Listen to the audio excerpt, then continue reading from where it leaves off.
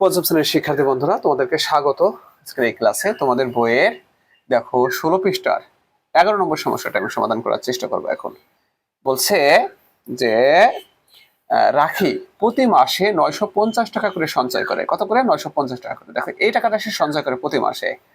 কততম মাসে তার সঞ্চয় 50,000 টাকা অতিক্রম করবে, অর্থাৎ 50,000 টাকার বেশি হবে সঞ্চয়টা, এরকম চেয়েছে। তাহলে আমরা সমাধানটা কিভাবে করবো? দেখো লিখবো এরকম: 50,000 টাকা সঞ্চয়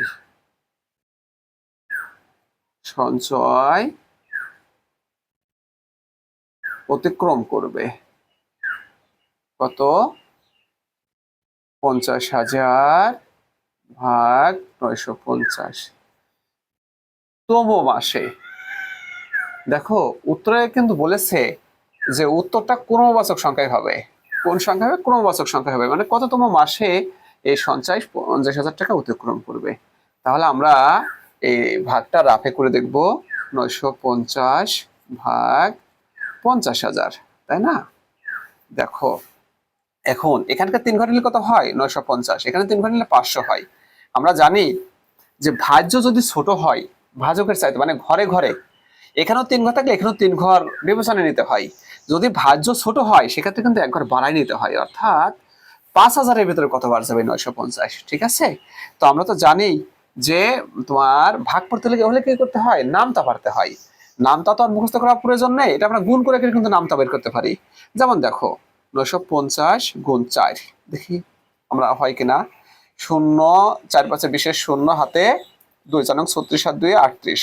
আমরা জানি এই 5,000-এর যে কাছাকাছি হবে অথবা সমান হবে সে কিন্তু যাবে, আবার বেশি ছোট হলে কিন্তু যাবে না, বড় হলে তো যাবেই না। এখন আমরা 950-কে 5 দিয়ে গুণ করে দেখি।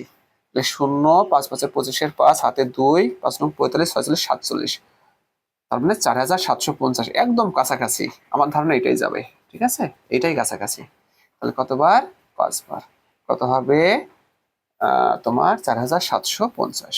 4,750। ঠিক আছে? তো আমরা ভাগে তো জানি বিয়োগ করতে হয়, বিয়োগ করে দেখি 0, তারপরে কত হয় এখানে আমাদের 5, তাই না? হাতে 1, তোমার কত হবে? 2। ওকে, তো আমি এই 0-কে কেটে নিয়ে আসি। ঠিক আছে, এখন দেখো 950-কে আমরা 2 দিয়ে গুণ করে দেখি কত হয়। 0 5 2 10-এর 0, হাতে 1, 9 2 18, 1 19। দেখো আমরা 3 বার করে কিন্তু দিতে পারি। 3 গুণে 3 নং 27, এখানে কিন্তু 2700 হয়ে যায়, তার মানে কি 3 বার যাবে না, কাছাকাছি 2 বারই। তাহলে দেখো 2 বার যায়, কত হয়? 1900। বিয়োগ করলে কত থাকে? 0 0 6। ওকে ফ্রেন্ডস, এখন দেখো আমরা লিখতে পারি 52তম মাসে, তাই না? আর অবশিষ্ট কত? 600। তাহলে তোমাদের কাছে আমার প্রশ্ন থাকে যে 52তম মাসে কি আসলেই 50,000 টাকা অতিক্রম হচ্ছে? এই ভাগ থেকে আমরা কি দেখতে পাচ্ছি? হচ্ছে না কিন্তু, কারণ এখনো আমাদের এই 600 টাকা ভাগ শেষ হয়েছে। তার মানে এখনো 600 টাকা কি প্রয়োজন আমাদের। তাহলে আমরা কি লিখবো? যে অবশিষ্ট 600 টাকার জন্য আরো 1 মাস প্রয়োজন। আরো 1 মাস কিন্তু প্রয়োজন। এখন আমরা সিদ্ধান্ত নেব, অতএব 50,000 টাকা সঞ্চয় অতিক্রম করবে